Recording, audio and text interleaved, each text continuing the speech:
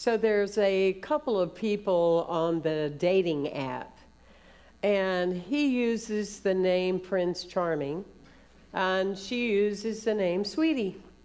And so they get to go in writing back and forth on the dating app and sharing their woos and woes. And it seems that both of them find themselves in a non-aligned marriage. Isn't that a nice way of saying it?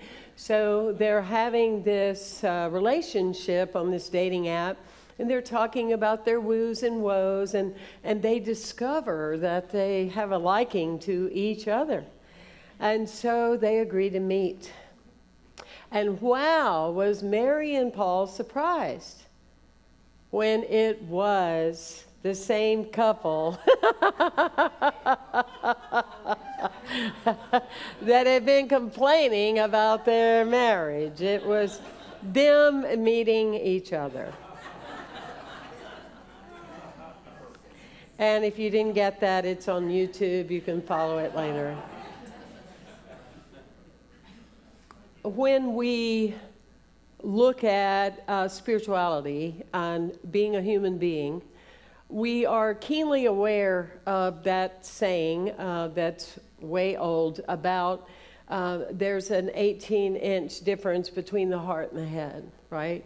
And in that space, it is the heart that I have found in my own work I'm the most interested in. I'm talking about the emotional heart, bless the physical heart, but the emotional heart that allows us to stay open, and therefore it requires us to train our mind. Because unless we train our mind, what we do is we continue to repeat. We can call ourselves Prince Charming, Sweetie, open-minded, heart open. We can call ourselves conceptually and intellectualize anything. But unless our heart is open, our mind overrides and we continue to repeat the same stories over and over again. Mary and Paul were quite surprised. They felt betrayed, and they're like, what is going on here? I didn't know you could be so nice to me.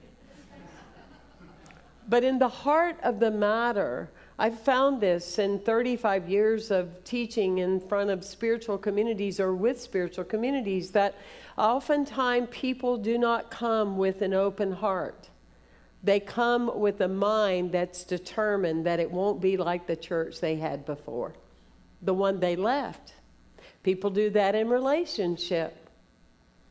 You're not going to be like the one I had before. I'm going to be ready for you. So what do we see?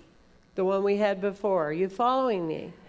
Because for me, the real root of spirituality is how deep can you go? Say that with me. How deep can I go? How deep can I go? Surface conversation is wonderful. Tattooing, bumper stickers, platitudes, as I said last week. But the willingness to go deep and say, am I willing today, August 11th on 2024, on Linda Care's birthday, am I, Reverend Temple's next week, am I willing? Am I willing to just let go?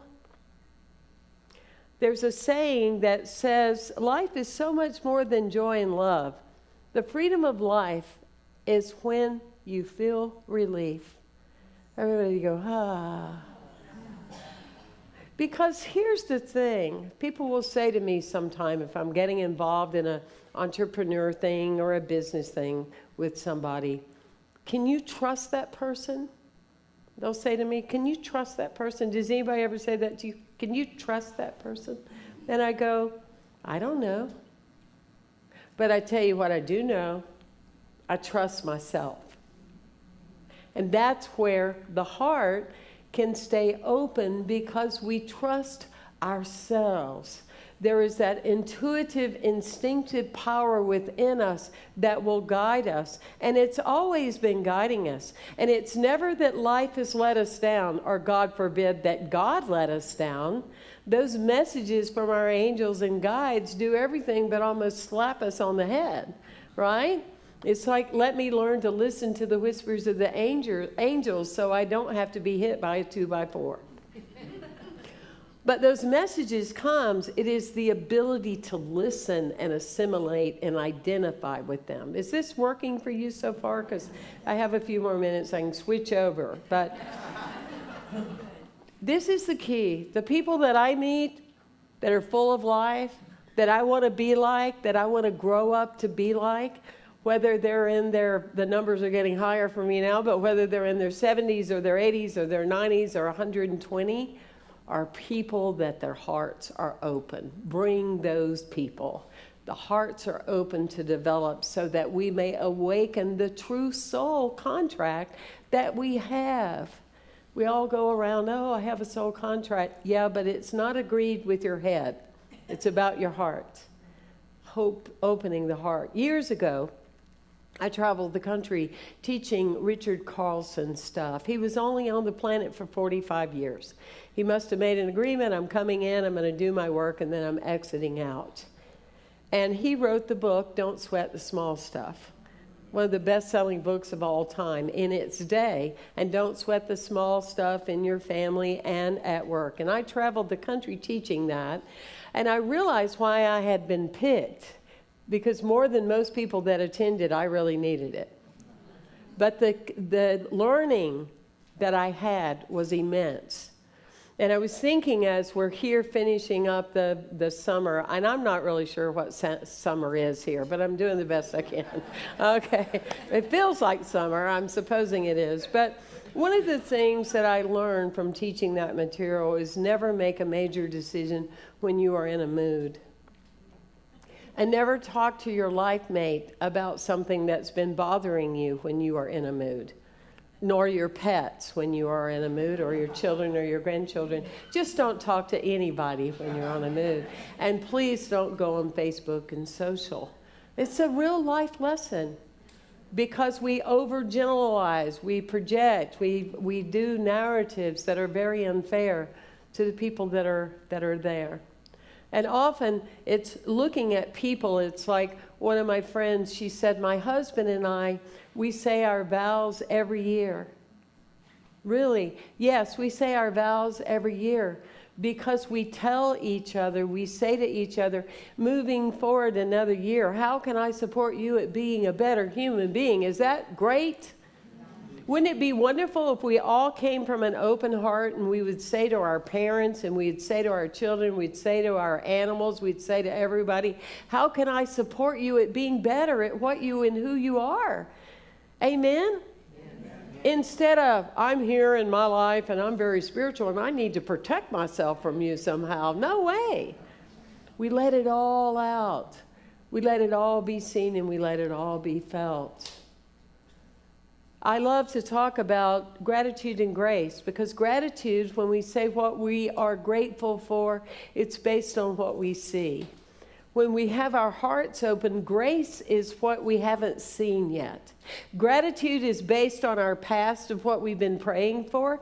Grace is what we're going to see moving forward. Are you with me?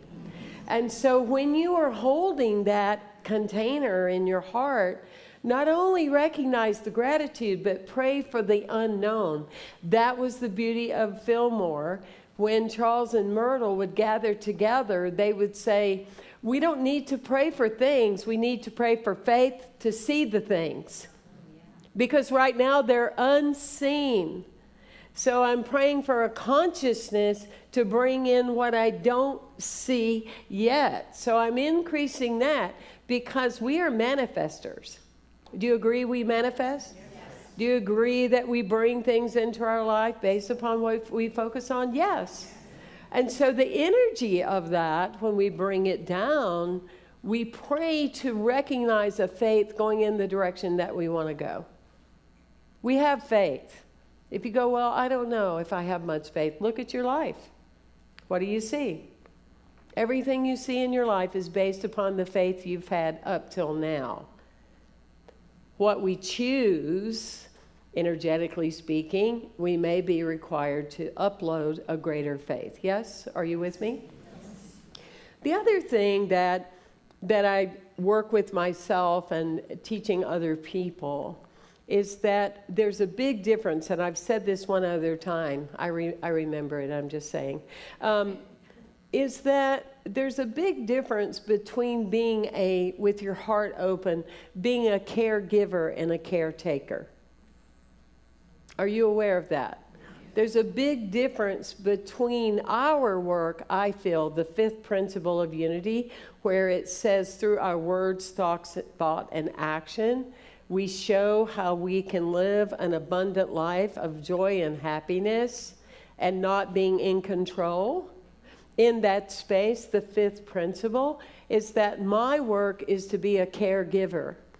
In other words, giving energy, giving love, showing up in a room and saying, here I am. My heart is wide open. What's going to happen, I don't know. But I'm willing to see this thing out, you know? And in that energy, I remember when Reverend Kathy and I first started here, and people welcomed us, but then they would say with a second breath, you know, ministers don't last here. That was very reassuring, by the way. But that being said, but not to being mean-spirited to the people that said that. The point is, because that was the faith that people had, the least little thing that would happen, or one of us didn't show up, that data would come through a person going, yeah, they're probably going to be leaving, you know, like I told you. And that's the part that I want us, I have goosebumps.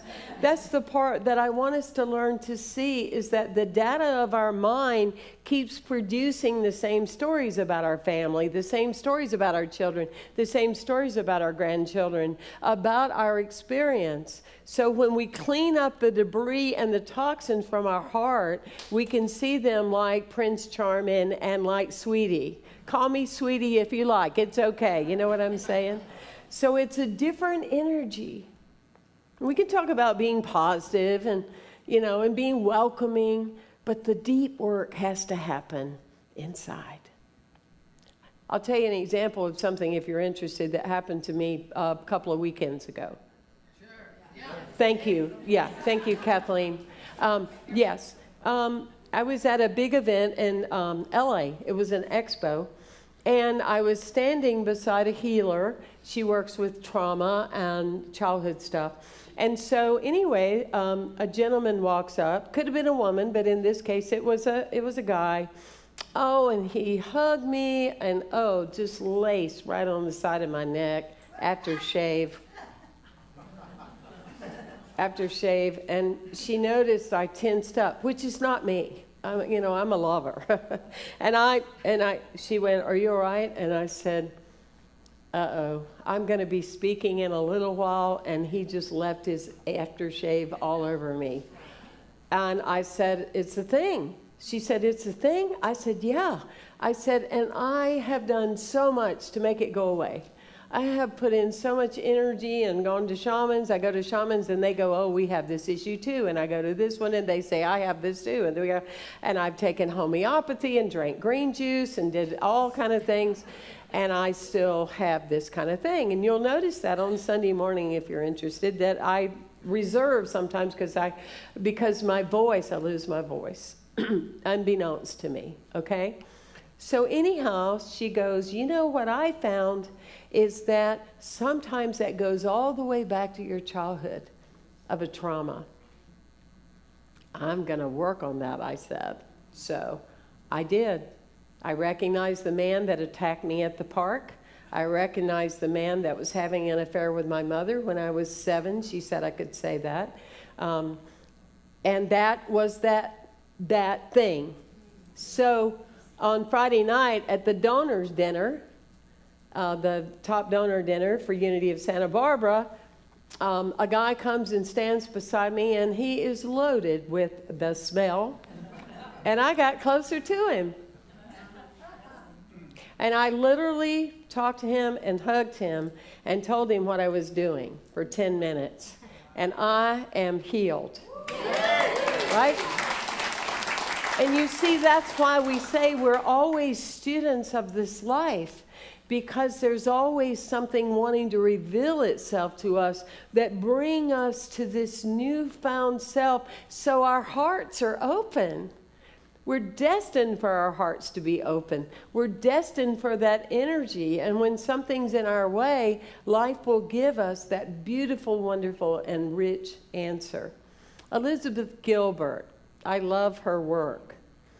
She says, our fear never changes, it never delights, it never offers a surprise twist or an unexpected ending.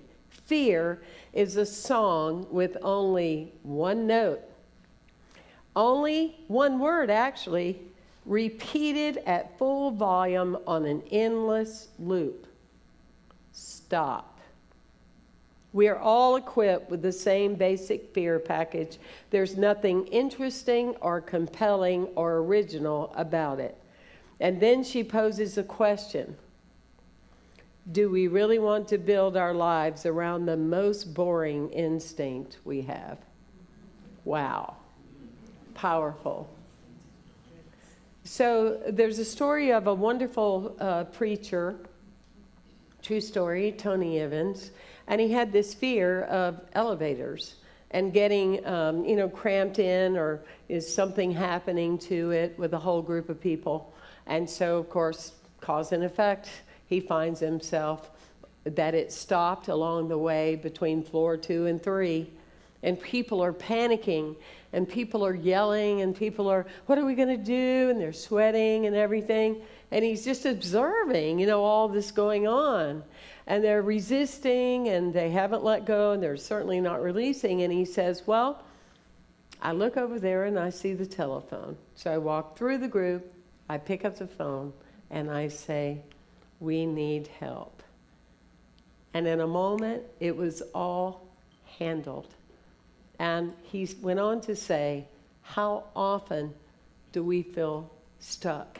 How often do we feel that something's a little off? We get into our head and we close off that beautiful, rich, youthful. Jesus said, bring the children unto me. Bring the childlike nature of myself that you cannot outlive nor outlove, because this is a force to be reckoned with. Pick up that telephone in your own consciousness and ask the divine and declare, I am ready to live full out. Say that with me. I am ready to live full out. I can trust myself. I can trust myself. Thank you for being here today. Bless you. Thank you. Thank you.